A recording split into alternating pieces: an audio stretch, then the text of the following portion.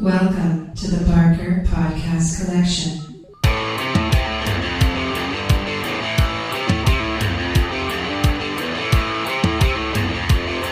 I suck, you suck, I suck at Call of Duty.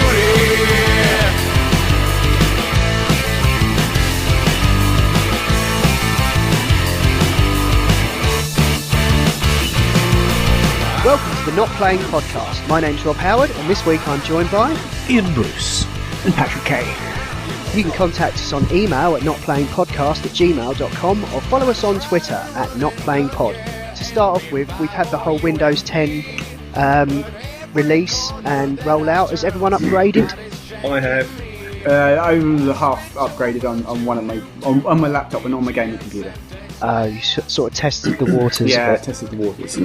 Yeah, I put mine on. It was a fairly painless process, although I kept crashing onto that welcome screen and it wouldn't advance any further. And after furiously Googling around on my phone, I realised it was because of my new Wi-Fi dongle and the drivers for that. It was all a bit buggered, but yeah, I don't want to get too this is detailed. Nail-biting stuff. Yeah, I know. It's not especially exciting, but yeah, I mean, to give it a gaming context, when I first booted up Witcher 3 after putting it on, my frame rate was horrible. Really? I'd been running it with everything on.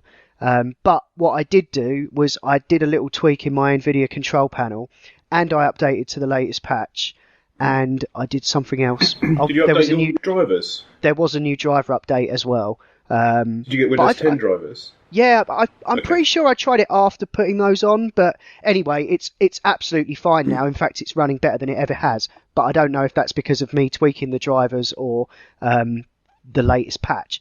So yeah. I don't think anyone's going to see like real improvements until the DirectX 12 stuff starts rolling out. That's when it's going to make a difference. There has been Reddit had a thing somewhere.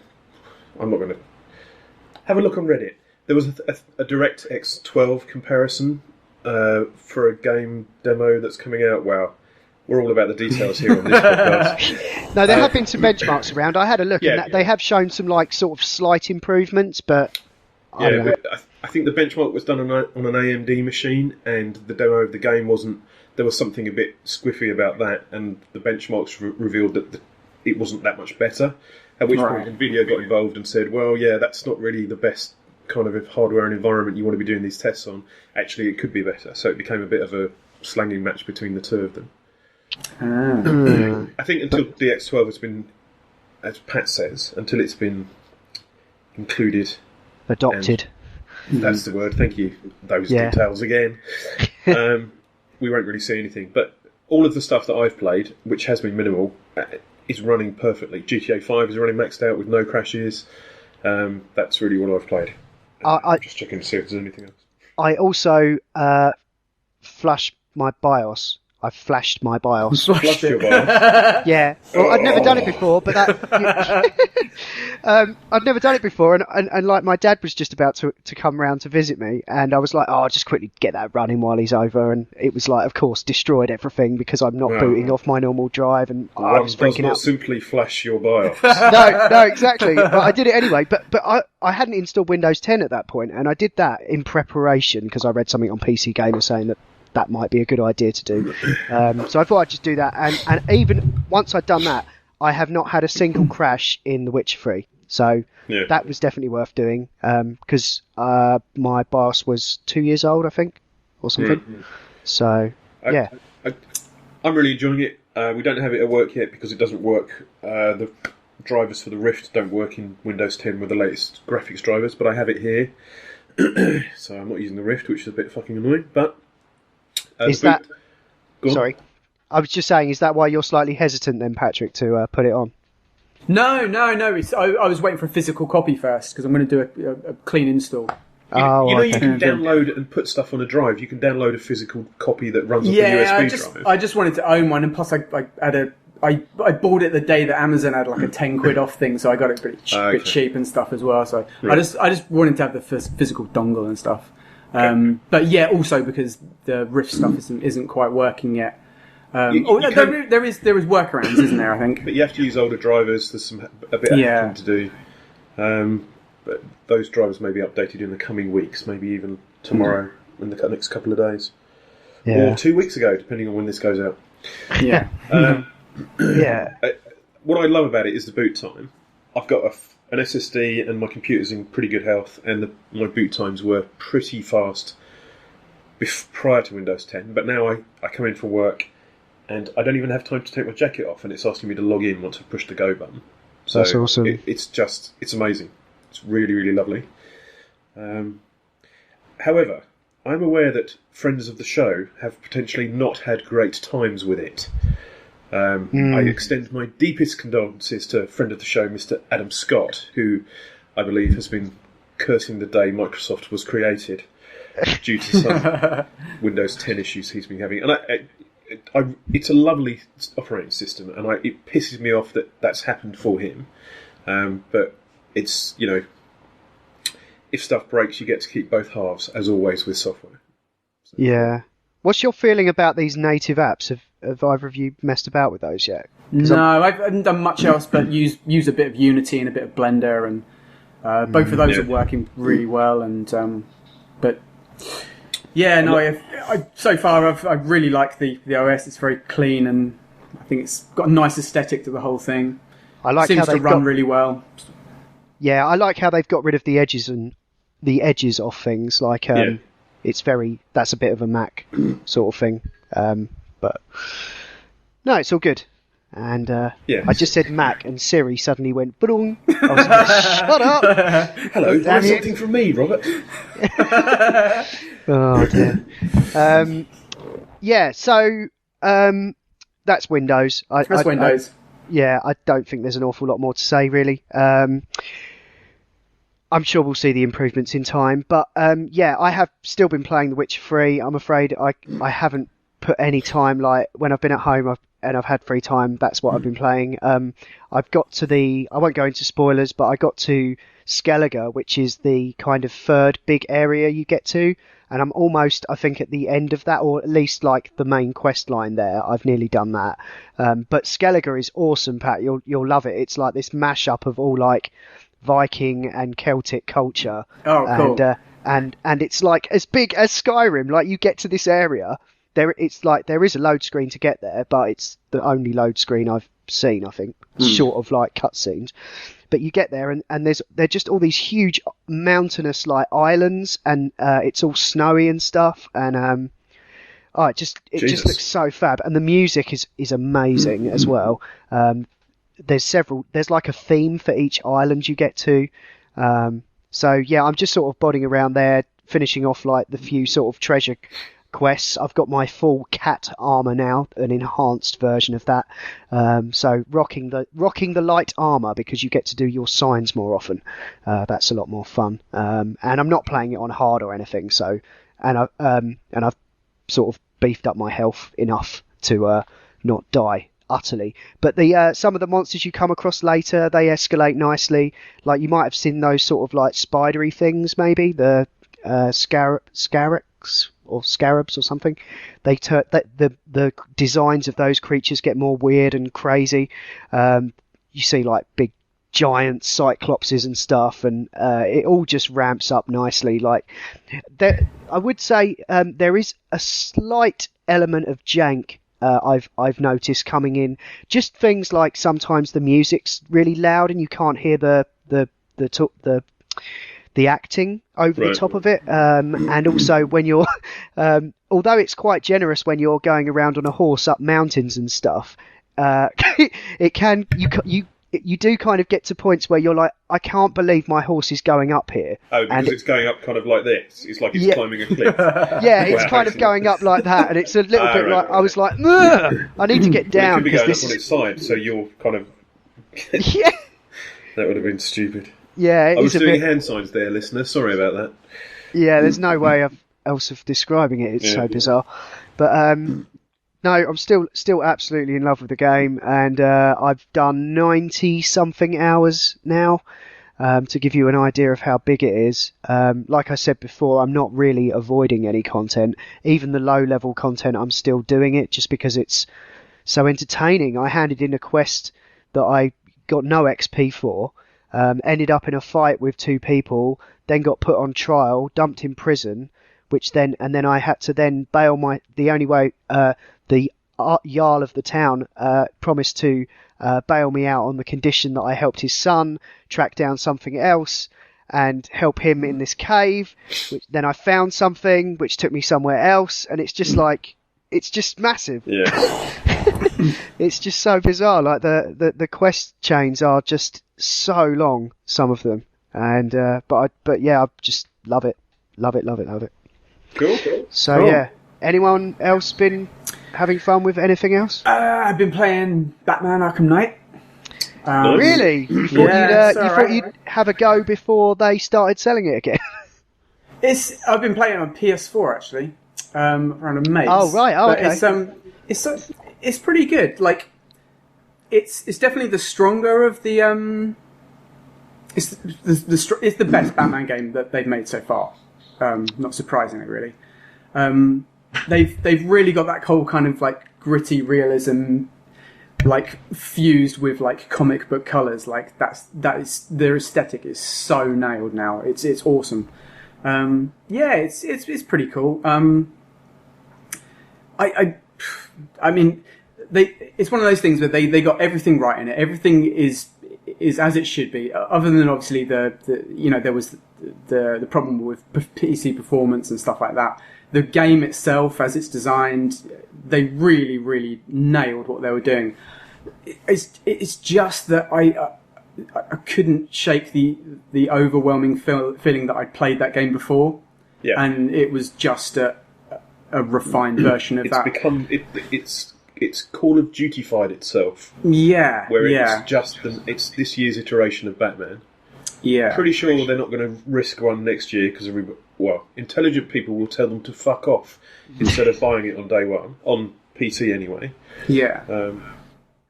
Well, Yeah. Rocksteady haven't annualised it. It's Warner Brothers who have tried to annulise it. The IP in that format has become that kind of generic product that we get every year, and people are getting a bit sick of. I think it's interesting to hear. Would you consider the next one then, Pat, or do you think you're kind of done with that No, now? absolutely not. Absolutely Right. not.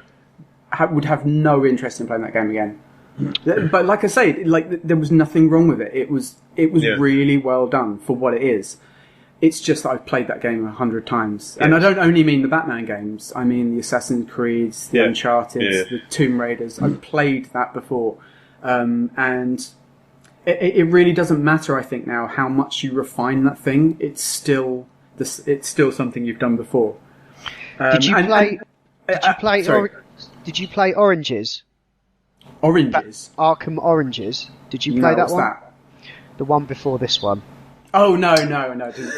Sorry. I had no idea what you were talking about for a second. No, I didn't play the last one. Bit of an in-joke, but no. I did play it for a couple of hours. See, I heard it was just not good and not Rocksteady, so I didn't bother. I played it for a couple of hours and thought, this is just like the one before, really, and I've just finished playing that on the PS3, so why would I want to do this again? Yeah, well, when I played my 1 hour of Arkham Knight a few weeks back, I found it quite nice to be back there kicking butt and stuff. I think if it hadn't had the Batmobile and the verticality, because getting to the top of Wayne Towers is breathtaking. If it hadn't had those two things, I probably would have just lasted a couple of hours and gone, meh, I'm glad I got it with my graphics card. There's so many cool bits in it, so many cool little animations and stuff, and like the whole thing is really seamless. And like you say, it's really cool. The combat and stuff was really fun. It was really well balanced, and there's nothing wrong with it. There really is nothing wrong with it. It's just the spark's gone. Nothing. There's nothing new with it either. Yeah. And it's just like, and I think back to like when the first one came out, and do you remember how much of a surprise that was? Like everyone downloaded the demo, and it's like it just came out of nowhere. And everyone played the demo and it's like, holy fucking shit, this is amazing. This is what Batman games should be. And I hope the game's actually this good when it comes out. And it was really, really good. And they didn't get the combat nailed into the second one, but it was still awesome. And I just think... I've just started playing the first one again on the PS3 and it's still awesome. even though it's all Yeah. chunky, overly chunky. It's still quite chunky now, but overly chunky and a bit stylised, and it looks a little dated, but it still feels like a good, solid game. Yeah. And I can just remember being excited all the way through that game, but I can't apply that to the new one because I've had that before. Yes, it's like you're immediately comfortable in it. Yeah, even the But inverted that's boring. Even the inverted takedowns when you get into that, that's like the cathedral thing on the island. Yeah. In the first one, I was more excited about the inverted takedowns in the first Batman than I was in Arkham Knight. Yeah. They're still good. They're a valuable part of the game, but there's so much other shit you can do in Arkham Knight that It dilutes it. It absolutely it does.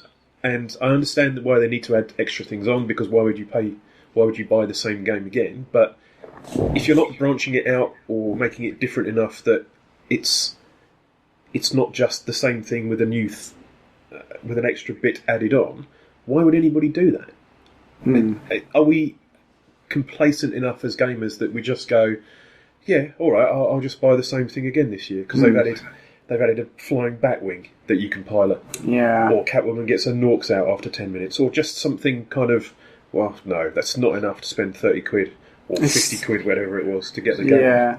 It's just safety, isn't it? You know you can sell a Batman game, and that's all it comes down to, really. But at what point are these companies with all the money and the assets and the resources to create these beautiful looking games, and they are beautiful looking games, and respect to anyone who's worked on them, when are they going to apply those assets to something that's a bit of a risk?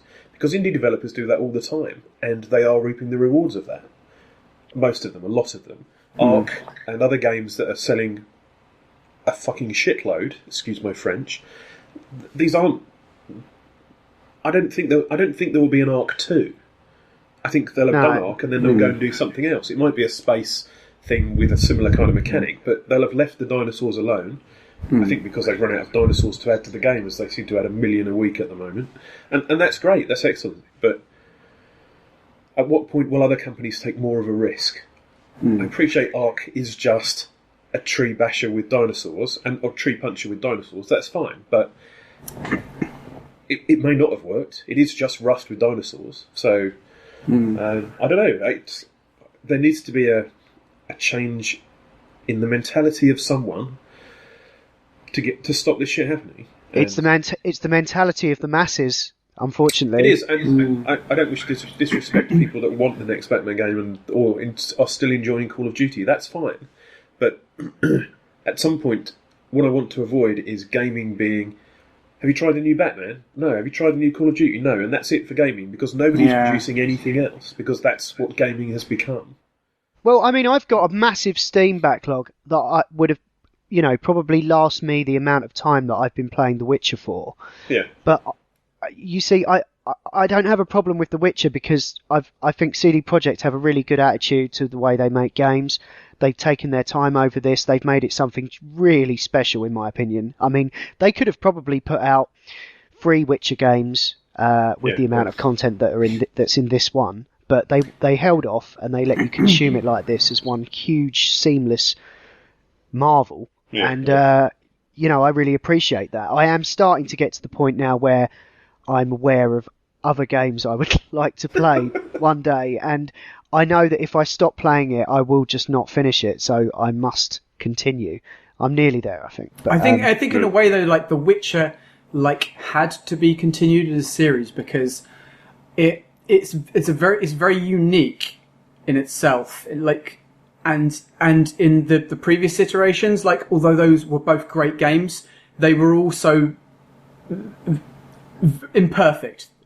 Both of them had things which leveled up each time, but they still weren't fixed in the second one. And there's certain things which were totally fixed in the third one, which were janky and crappy in the second. Is what I'm trying to say. So I mean, Witcher is very different from Batman in that it needed to keep on existing and evolving and improving itself, whereas Batman was kind of nailed on the second one and really didn't really play that for another 50 hours. Do you think it's do we have an empathy for developers that are kind of imperfect then? Because CD Projekt, the first one was great, but there were bits for me that were, oh god, and the second one was great, but I couldn't be fucking arsed with the boss battles. But the third one works for me perfectly. Yeah. So, do you think we have sympathy with a developer that keeps pushing themselves to do a better thing instead of just churn?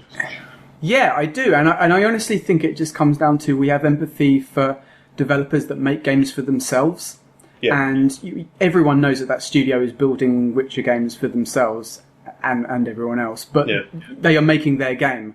When you look at something like Batman, that is not the case. I'm sure, and I'm sure there's a hell of a lot of passion went into that project as well. But it's a massive studio with a massive corporate, doesn't it? With a massive IP attached to it. Yeah, exactly. It's so we're just giving it to the man. Is that what you're saying? Yeah. See, when I first heard about Arkham Knight, I really liked the idea that they were like scaling it up again to have the Batmobile in it. Does the city feel like significantly bigger than City? For me, it does. Yeah. Oh, definitely. Yeah. Yeah. It feels like a city. And it's really well put together. It's they've done the magic thing where you don't find it really difficult to navigate, even though it's like a completely black city. You still find your way around it really easily. That would be the really massive well designed waypoint thing on the road, though, wouldn't it? That would be the massive. but I mean the actual geometry and stuff as well does really kind of lean itself to actually being able to and you remember your navigation points. And you don't bounce off shit if you hit the side of a building as you go past, the side of the building comes off. Yeah, and the swooping, the grapple hooking, it's all totally seamless, and it's all like I say, it all works. It's a great... it absolutely works, and it's just slick as fuck. Not unless you have a Ninja PC or a console. You do. Yeah, apparently you do have to throw a bit of beef at it if you're trying to run it on a PC, or just run it on a console. I don't think I have. No, you just got more RAM than me. That's all. Fair enough. I'll just sulk over here. But yeah, it's like I say, it's not a bad game at all. It's just, I just thought at the end of it, like it's like, well, just thank fuck VR's about to happen, because I got right up to the end and it just got boring. Yeah, I heard that you get like thrown a lot of like sort of bullshit at the end to do. Yes, yeah. Without going into it, because I do still intend to deal with said bullshit. But apparently I heard the ending was really, really lame, or the bits leading up to it. A bit Lord of the Rings, where it's like, goodbye, this the end. Goodbye. Yeah. But I just thought at the end of it, just like thank fuck VR was about to happen, because like the industry does need a bit of a kick in the arse when it comes to just original things and. We're not really going to get them with the mainstream console releases. I think the industry is about to become like the good old-fashioned garden fete. Oh yeah. To our American listener, this is where we gather in a field in our villages once on the one sunny day of the year, and people will bring their wares, which might be cakes or cookies or apples that they've baked into a delicious pie. And every year we go to these fetes and we go, oh, that pie was delicious last year, I'll have one of those again. And we come away from it and they go, it was just that pie, wasn't it? But quite soon there's going to be an extra thing at these fetes, and that will be VR. And is that like acid cookies? Someone's got a table of just and there'll be a hash stripper brownies on it, and everybody going, I'm not sure about that stripper, that's far too expensive, it's never going to catch on. It'll be like the 3D TV stripper, and that didn't work. But actually, there's enough money being thrown at it, and people doing stuff with it, that it just might. And hopefully that will kick everybody else up the proverbial jacksie. Yeah. So, talking of VR then, what have you been playing, Pat? Apart from Arkham Knight, obviously. Yeah, a couple of VR things. I've been playing Amiga Agent, which you and I both tried, didn't we? Yes, I had a great time with that. This is for the Gear VR, isn't it? The Gear VR, yes. Gear VR only release. So basically it's like a kind of... It looks like it's set in the sort of 60s, I guess, and it's a jetpack game where you're this super spy kind of flying around the city. It's really, really, really cool. Very low poly art style. They've got certain things in place which basically the jetpack is kind of like a cage around you. So you can kind of see this thing in front of all the time. That's got your HUD built into it as these kind of these gauges and stuff.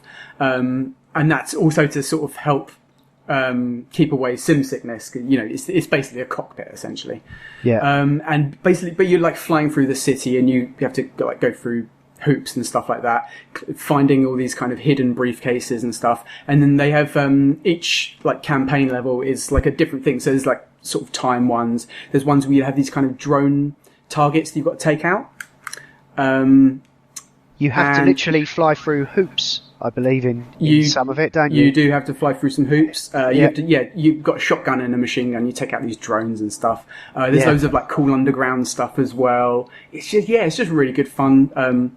It was the first time I was playing it overheated my phone really quickly, but it hasn't done that since. I was playing for about an hour yesterday. It didn't seem to do it, but it's really cool. Very impressive for a mobile game as well, because you've got these like huge city, even though it's a very low poly and it's sort of kind of colourful and cartoony and stuff.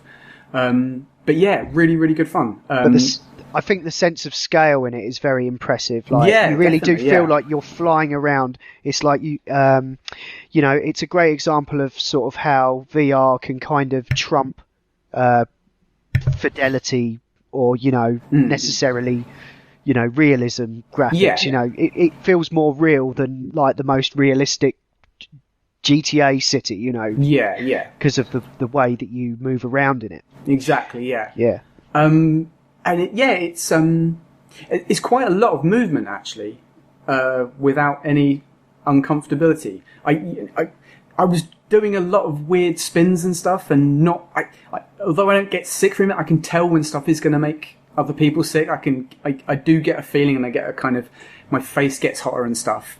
I didn't get any of that. Face. I was doing like crazy weird spins around stuff and like bonkers stuff. So yeah, and part of what they've done as well is they've got the skybox kind of follows you around. So it like follows your head movement, and that was basically one of the recommendations of Oculus actually, to combat sim sickness, because it's basically means part of the image is always following your head. It doesn't move. There's no disconnect between that movement.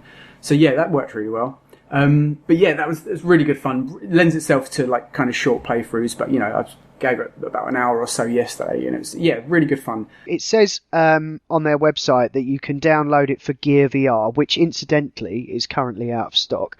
But sorry, this you can get Note 4 Gear VRs on eBay. Oh, okay. Well, all right. They're sold at Samsung. But okay. But so, did it cost anything, or is it like just a free demo? Yeah, no. This was one of the first things I've actually bought on it. Actually, what was it? Sorry, $9.99. The Oculus Store has still only got dollar pricing on it. Okay. They haven't sorted out the European pricing conversion, but it was $9.99. Oh, that's fair. So it's about $5. Considering it is like one of the best things I've tried in VR, which I'm not that well experienced with it all, but it is very impressive. Yeah. Certainly worth that, I would say. I'd say it sort of feels like one of the more kind of complete and fleshed out Gear VR games. Definitely up there with things like Dreadhalls, which are obviously kind of very popular and very well regarded games. It's definitely up there with those ones. But yeah, the other thing I've been playing is Radial G. Sorry, can I just ask? Mm-hmm. Are there any plans for that to come to tethered VR like the Rift, or is it? I think I asked the developer about that, and I don't think they are. Okay, I think it's just Gear VR. Okay. But I don't know. We'll see. There's no reason why it can't be on Oculus as well. Does it rely on you turning around completely? Is that one of the game mechanics? No. Okay. Not at all. You can, and it definitely. Oh, I should have mentioned that actually. It does. It does feel good standing up playing this game, because your character's standing up, and you've got the avatar body you can see all the time. So you look down, you see this little guy in a little spy suit with his little tie and stuff, and his jetpack. So yeah, it does lend itself well to standing up. Right. Do you know what? I hadn't even thought about the turning around thing, but your head tracking track it points it basically aims the gun. Right. So you can see a little gun moving around as you move your head around. Stick. Ah, cool. Turret on a stick, yeah. Cool, yeah, okay. So the Radio- other thing, Radial G? Radial G, Yeah. which I've spoken about before when I played it back when they first released it into early access. It does sound familiar. Which I kickstarted. It was one of the games I kickstarted. Sure I did as well. And it's just been, I think it's just become feature complete as far as I'm aware. So loads of new tracks, and it's such a good game. This is such a good game. It's essentially it's Wipeout or F-Zero or whatever. It's one of those games. It's a speed racer, an anti-grav racer, whatever you want to call it. But you're like on the outside, aren't you? You're on the outside, yes. Of You're the pipe, as it moving were. along a pipe, or sometimes within a kind of like a trough, I guess you could call it. But yeah, you're basically. It's very, very, very fast. You're in this cool little cockpit, and you look down and see the player's body and stuff, and you've got these joystick controls, and you're speeding along. You've got to avoid certain. You have like a kind of red and green spinning things, and you have to sort of avoid the red ones. Simple arcadey stuff. It's got a real kind of retro, like 90s arcade feel, which is really cool. Like, and the music and everything is definitely all kind of designed around that idea. But you go through these like huge asteroid fields and like loads of big machinery and stuff, and it looks awesome. And yeah, the racing itself is like super fast. Like, you have these other players kind of like zooming past you and stuff and shooting around, and it's really, really kind of exciting gaming. Like, very kind of concentrated 3 minutes of just like really, really, really good fun, basically. So I definitely recommend that. It's not very expensive. It's about $9.99 as well, I think, on Steam. It's on Steam early access, and also available for Cardboard VR. According to their website. I forgot about that. Yeah, so amazing. Yeah. So I wonder if they're going to do a Gear VR version in the future. I'd probably buy it again, actually, just to play that mobile, because it is a really, really fun game. Yeah, there's a free demo available as well. So. It didn't reach its Kickstarter goal, did it? Oh, did it not? No. No, you're right. And they made missed it anyway. by $12,000. This is the kind of profile this game's had, I reckon they might have got some money from somewhere. For the VR things I've gone to recently, they've been there. They were at the Southwest VR in Bristol. They're based in Brighton. Unity are based in Brighton in the UK. So they've got loads of them. Just a mere coincidence. Is it Unity or something else? I don't know. It is Unity. Sorry, yes. It is. Okay. Runs really smooth. It's not crazy realism graphics. It's a bit kind of arcadey looking, but it's exactly the right kind of aesthetic that it needs. And yeah, it's really, really good game. Do recommend that one. Excellent. They have they managed to get fully funded in September last year, but not via Kickstarter. No, anonymous funding partners, they said. So yeah, they've got money, and they've been able to fully realise their vision and put it on multiple platforms, which is all good. So yeah, cool. That's another awesome VR game ahead of the actual, commercial release of VR. Yeah. Cool. Okay. So, have you been playing anything, Ian? Or I'm just checking, actually. I'm quite busy with the old workage at the moment, so I'm pretty fucked when I get home, and I usually just go to bed. I'm still playing GTA 5 with a friend of the show, Redcheck. We haven't played quite as much as we have been. I'm fairly sure the amount of hours we've put in, we could have written War and Peace or something. But we've completed all of the heists. I would recommend you do them, Rob. They are just games in their own right. They are excellent, really, really good fun. Every bit I've played so far has been fun. I've put up videos on my YouTube channel, I think, of us taking on that boat in the helicopter. Yeah. And fuck me, that fucking bit of that mission. Great stuff there. They're just so epic. Like, you cover so much ground, and it's like, I may be repeating myself here, and if I am, just cut it out. But I don't really see where that kind of gaming can go after that, because it's at the top, and it will remain at the top for that kind of game for eternity, I would imagine. I can't find anything wrong with it. Loading times for multiplayer, maybe, but every time I play it, it's like I'm playing it again, playing it afresh. even when I've upgraded all the cars and unlocked everything, I still go in thinking, right, what the fuck's going to happen this time? Which is just great. Emergent gameplay is amazing. Well, I think we're at that sort of interesting point now where the new consoles are coming into their own. We're sort of at a bit of a transitional generation point. And, that's how I feel about The Witcher 3 in many ways, that, I feel like I'm playing something that I could not have played before, that's just so mind-bogglingly vast. I'm sure there will be other things that are comparable to how I feel about GTA 5 at the moment, but yeah, I really don't want to play any kind of more vanilla PC games at the moment because GTA 5 still holds my interest. Have you seen the photorealistic mod? That's looking pretty naughty. I'm not really. I mean, I understand why it's there because people can, but I was when I got the PC version, my wife came in and had a look, and she said, "Oh, that's like it's real." And while my wife isn't perhaps the most the best die-hard gamer, yes, let's say she's in no way a gamer in any way at all. She thought it looked amazing, so I look forward to the. What are they using? The injectors and stuff, or isn't it the ENB? Isn't like ENB stuff? And I don't know. I don't know how they're doing the mod, to be honest. Okay. All I know is that I've seen some sexy screenshots. Yeah, I think it's the same people that did the same kind of mod for GTA 4. Ice or something like that. Yeah, Ice. I think it's Ice and ENB and those ones. And they can make it look absolutely amazing. Yeah. I used those injectors in Lord of the Rings Online. Made it look amazing. And that game's we made GTA injectors, so everything was like GTA. No. All the hobbits were walking Everyone was around bleeding out. calling everybody a motherfucker. Oh man. Where's my fucking ring in it? Jesus, please cut that out. Oh no, that's the new soundtrack. I just